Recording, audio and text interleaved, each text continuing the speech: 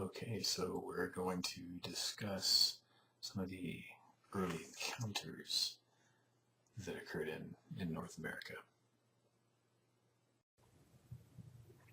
All right, welcome back to Native American History, and this is Unit 2. So we're going to talk about some of the initial encounters and what effects those had between Europeans and, and natives. So in the spring of 1539, some Pueblo natives, Zuni Pueblo, were preparing to conduct ceremonies calling on the Kachinas to bring rain. And suddenly a courier arrived and reported to the headman of the town and the town they lived in was called Hawika, that a stranger named Esteban was approaching the Pueblo.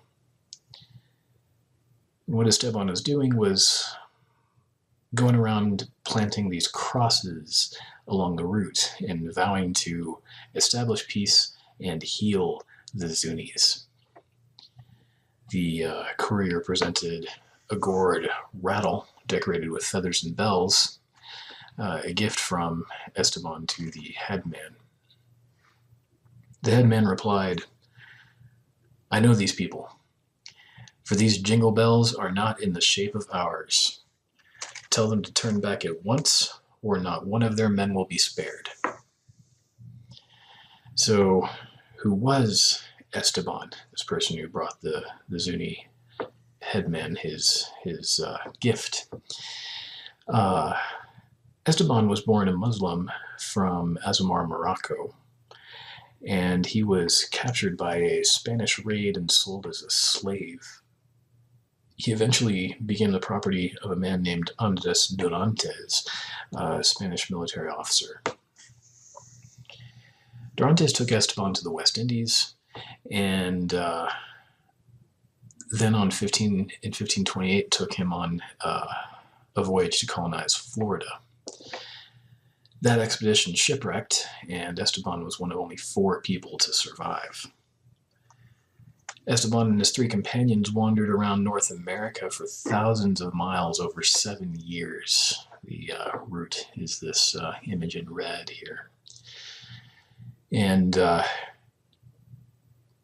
after he got back from that, he became the guide for a new expedition, given that he was one of the few people the Spanish knew who came from Spanish civilization who knew their way around anywhere north of Mexico.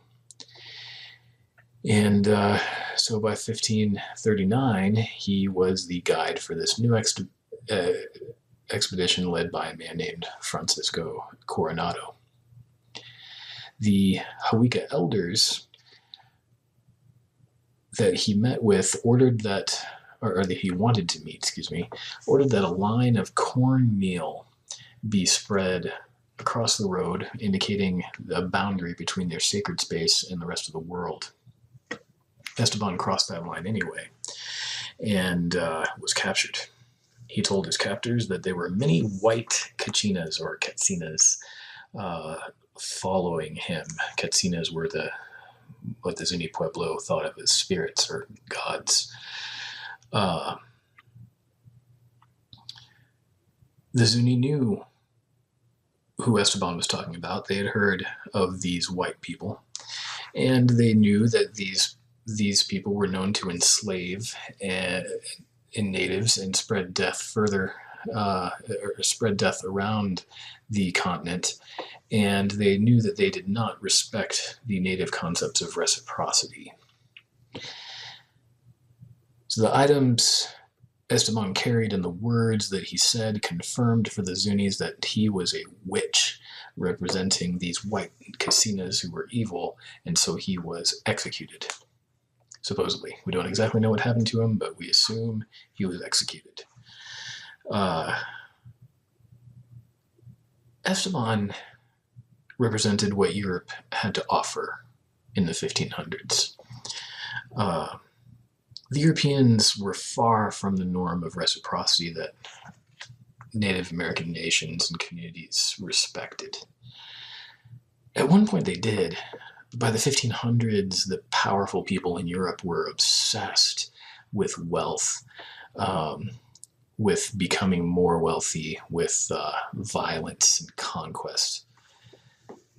It was unfortunate, like I said earlier, it was an unfortunate twist of fate that the Europeans encountered Native Americans at this particular time in their history, and they were less tolerant than before or after. Going on in the Pueblo city-state region, the Spanish were not very successful. Esteban failed his mission to incorporate the Zunis into their Christian kingdom, but elsewhere they were quite successful, including the most prominent civilization in North America, the Aztec Empire. So what these early encounters did was set up what the new world of the Americas would become. Indians, Europeans, and Africans like Esteban all modified their lifestyles, their diets, their clothing, their food production, and their values to this new way of life that featured a mixture of cultures that wasn't like what any of them had come from. Unfortunately, it also exposed natives to a range of unfamiliar diseases that shattered communities across the American continent.